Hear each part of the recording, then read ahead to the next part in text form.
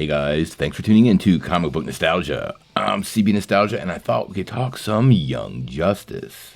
Well, there is no other kingdom like the Kingdom of Atlantis on Earth 16. The world of Young Justice is a pretty amazing place, but probably nothing stands up against the 7 Kingdoms of Atlantis. An amazing collection of underwater cities and cultures. I thought we could take a couple minutes to talk about it a little bit and where each city is located, something revealed here during Season 4.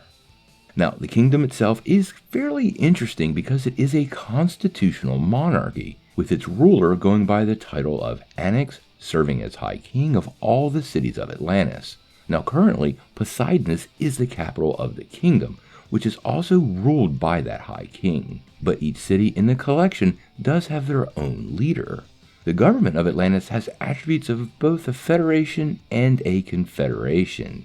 Each of the 8 city-states retain a large amount of autonomy, possessing their own rulers, military forces, policies, and even as far as having armed conflicts with each other. But regardless, each of the individual city-states and their respective rulers are technically subordinate to the authority of the High King in Poseidonus. Now, Poseidonus, despite its position as the capital and the central seat of power of the Atlantean government, it had some form of local governments within itself. And they even have their own general fund separate from the Atlantean territory.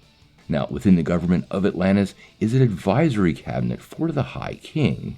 This includes the Minister of Diplomacy, the Minister of Justice, the Minister of Magic, the Minister of Science, and the Minister of Security. Now, to rule the entire kingdom, representatives of the 7 other city-states meet with the High King and his cabinet for an annual conference. This is known as the Conference of the Delegates, and this is where they try to find solutions to the problems that are impacting the city-states and the kingdom as a whole.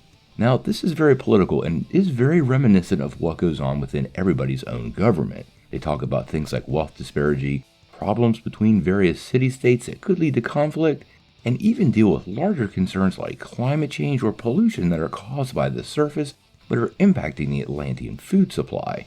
Quite honestly, food sources have spurred many armed conflicts between the city-states themselves that is often on the table at these Council of Delegates.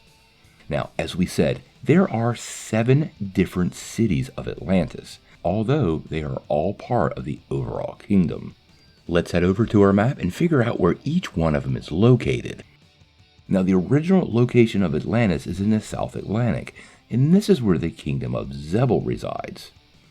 North of Zebel is the current capital of Atlantis, Poseidonus. This is where the High King currently sits, that's Mara right now, and where all the governmental action converges for the overall kingdom.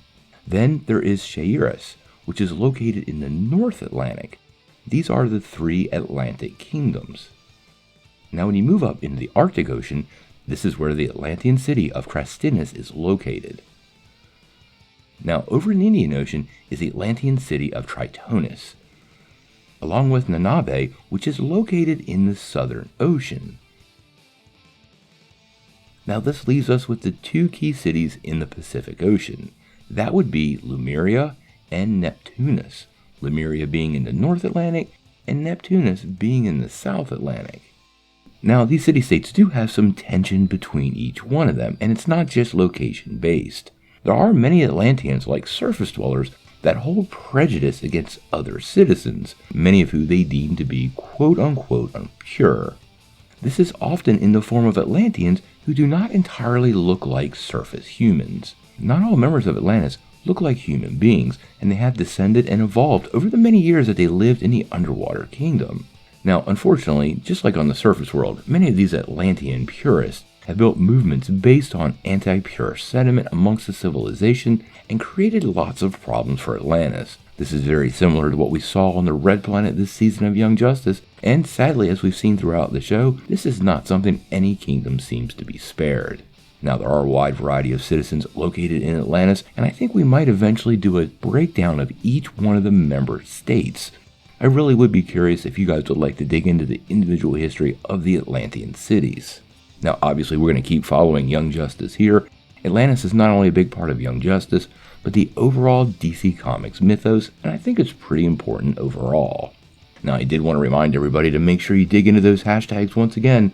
Renew Young Justice Season 5, and Save Earth 16 are the hashtags we want to use. Make sure you deliver a positive message to Warner Bros. Animation and HBO Max, especially on this upcoming SDCC weekend. Now, obviously, we're going to keep covering Young Justice and dive into some more Atlantean stories, so if you like Young Justice, make sure you hit that like and subscribe button and ring the bell for all the updates. But until we know more, what do you guys think?